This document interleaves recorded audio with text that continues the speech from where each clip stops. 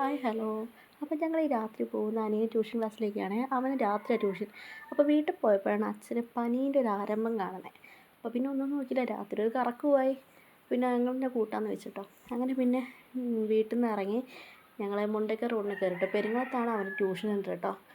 അങ്ങനെ പിന്നെ ഞങ്ങൾ ഇങ്ങനെ പോയിക്കൊണ്ടിരിക്കുക. നല്ല രസമാട്ടോ ഈ റോഡിന്. ഇപ്പോൾ ഇത് മുണ്ടക്കലെത്തി കേട്ടോ. ഇവിടെ നല്ല പകലാണെങ്കിൽ രാത്രിയാണെങ്കിൽ നല്ലൊരു വൈബാണ്.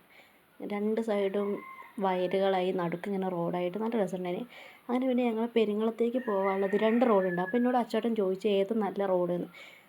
പെട്ടെന്ന് എത്താം. അപ്പോൾ ഞാൻ പറഞ്ഞു ഇത് ഒരു റോഡുണ്ട്. അപ്പോൾ ഞാൻ ആ റോഡ് കാണിച്ചു കൊടുത്തിട്ട് അതിൻ്റെ ബസ്സൊന്നും അങ്ങനെ ഇല്ല, പക്ഷെ നല്ല റോഡാട്ടോ. പക്ഷെ ഞങ്ങൾ പോയി വന്നപ്പോൾ അത് കുറച്ച് കൂടി പോയോ എന്നൊരു ഡൗട്ട്. കാരണം എത്ര ഓടിയിട്ട് എത്തുന്നില്ല. അവസാനം ഞങ്ങൾ പെരിങ്ങളം ജംഗ്ഷൻ എത്തിയിട്ടോ. ഇവിടെയാണ് മിൽമേൻ്റെ കാര്യങ്ങളെല്ലാം ഉള്ളത് കേട്ടോ. ഇവിടെ തന്നെയാണ് ഞാൻ പഠിച്ചത് +1 +2. അപ്പോൾ ഇവിടെ എന്തൊക്കെ എങ്ങനെയൊക്കെയാണെന്നൊക്കെ ഇനി അറിയാം കേട്ടോ.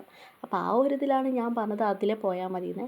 ഞാൻ +2 കഴിഞ്ഞതിന് ശേഷം പിന്നെ കുറേ കാലത്തിന് ശേഷം കേട്ടോ ഇങ്ങനെ ഇതിലേ പോകുന്നത്. പോയപ്പോഴാണ് ഇവിടുത്തെ മാറ്റങ്ങൾ കാണുന്നത്. പെട്രോൾ പമ്പ് അടക്കം വന്ന്. സാധാരണ അതൊന്നും ഇല്ലായിരുന്നു. ഒന്നെങ്കിൽ പെട്രോൾ അടിക്കാൻ കുന്നാലത്ത് അല്ലെങ്കിൽ പൂവാട്ടുപറമ്പ് ഊട്ടിക്കട്ടർ എവിടെയെങ്കിലുമൊക്കെ പോണേ. അങ്ങനെ പിന്നെ ഞങ്ങൾ പെരുങ്ങളം കയറ്റം കയറി CWRDയും എത്തി. പിന്നെ ഇവിടെ തന്നെ കേട്ടോ എൻ്റെ ട്യൂഷൻ ഉള്ളത്. അപ്പോൾ ഞങ്ങൾ റോഡിൻ്റെ ഉള്ളോട്ടേക്ക് പോവുകയാണ്.